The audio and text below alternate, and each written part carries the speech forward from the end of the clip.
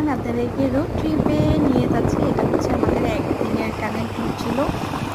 So টাঙ্গাইলেরই কোনো একটা জায়গা, এটা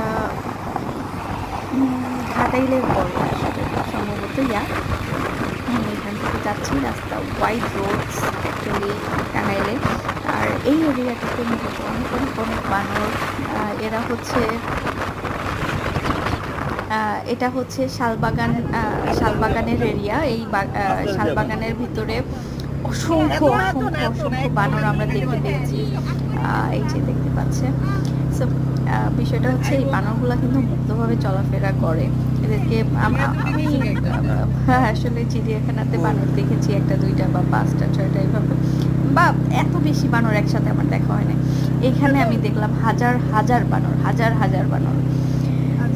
সবাই ঘুরতে আসে দেখলাম আমাদের মতো। এইখান থেকে নর্মালি এলাকার মানুষ, এই যে আমরা কিছু খাবার দেখছিলাম, এলাকার মানুষ চলাফেরা করে রাস্তা দিয়ে। আর শালবাগানের ভিতরে অনেক বানর।